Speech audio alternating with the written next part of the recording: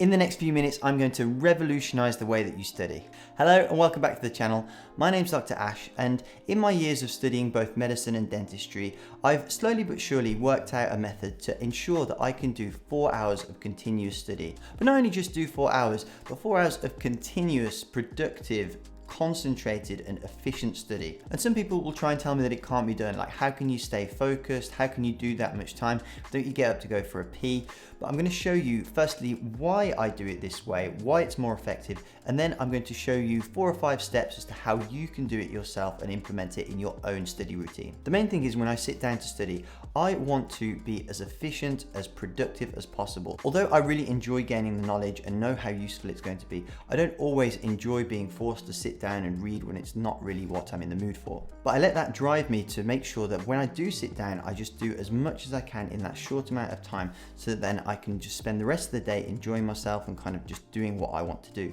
Well, firstly, let's look at why someone would want to study for 4 hours straight in the first place. As humans, lots of the things that we do, the way we work, the way we exercise, and the way we study, are designed to be a lot more like the way lions hunt. We're not really designed to do long marathon-like sessions. In fact, we're much better, same with the high intensity stuff, to do things in short sprints and then have a lot of time to rest and recover after. So I like to get it all done in one burst and do as much as I can, so that I can spend the rest of the day doing whatever I want to, whether that be go to the gym, hang out with friends, just making sure that I'm not spending the whole day with the drudge of studying. I just want to get it over with, get it done, and then go on and enjoy the rest of my life. But that's also really important too, because it's important while you're studying to stay relaxed, but also it's in your downtime that actually the brain processes things and actually makes them stick in your long-term memory. The second reason is that doing long periods of study helps you get into that flow state. Now, if you're not familiar with the flow state, it's what people often describe as the zone. It's that area of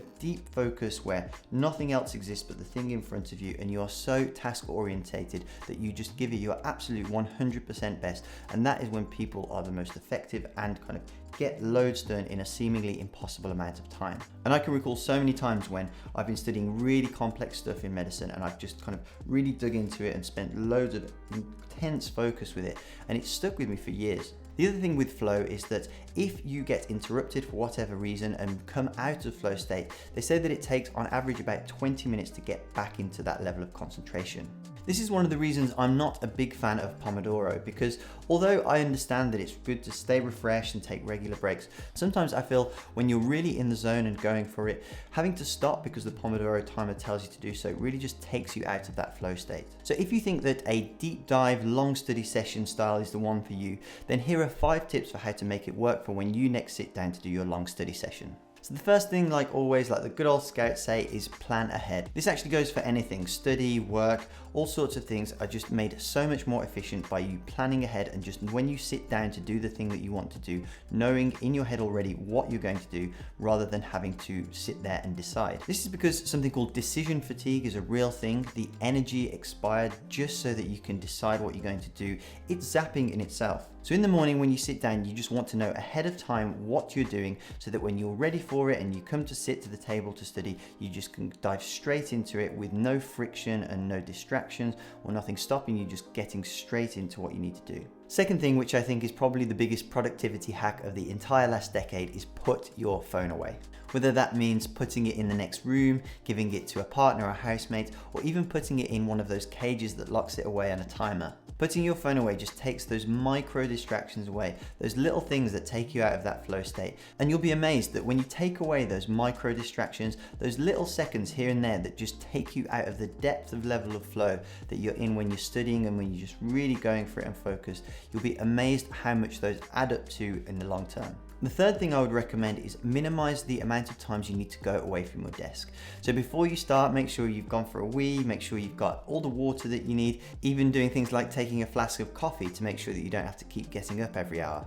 This plays really nicely on the principle of inertia, because when things are in motion, they tend to stay in motion. So when you've got some momentum of studying behind you, you just tend to keep going when you can eliminate those distractions. But momentum works also in the opposite direction, and that's why you can't get your ass off the sofa when you've been watching the 4th episode in a row of Game of Thrones. The fourth thing is to practice what I like to call mental gymnastics. And this is where you trick your brain with little rewards to make you just keep going that little bit longer. So for example, if you're not very far into a session and you just want to do a little bit extra, you can just tell your brain that, okay, if I just do another 20 minutes, if I get to the 2-hour mark or the 1-hour mark, I can go up and just get up for 5 minutes to go and treat myself with a little coffee or something like that that's just gonna egg you on to keep going for that little bit longer.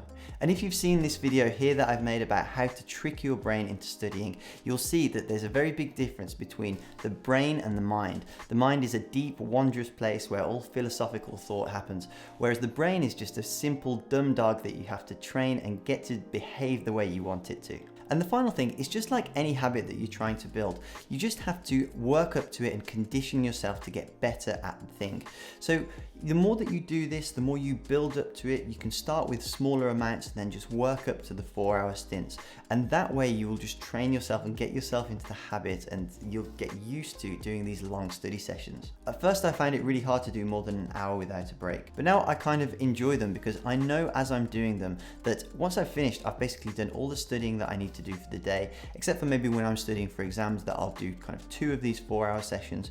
But you can kind of relax and then know that you can enjoy the rest of the day knowing that you've completed all the most important things on your to-do list, and then just go about enjoying what you actually want to do. 2 of the quick hacks for good study that I would highly recommend is regular napping. Napping is like an absolute superpower. It helps you reset your brain, just refresh yourself and get yourself ready for that second session in the afternoon. And the second one is an app that I love. Now this is not a plug. I wish that my channel was big enough to warrant being sponsored, but this is something that I just use and think is really good. Is something called Brain FM. Brain FM plays music that's designed to help you focus, and it's just kind of good background music that you could put on with your headphones and just kind of have going along while you're studying, and it really works nicely, and I find it really helps me focus when I'm doing long sessions. So if you want to learn how to trick that dumb dog that is your brain into studying, you can check out this video that I made here, which is basically called How to Trick Your Brain into Studying. But other than that, I'll thank you for watching and hopefully see you over in that video.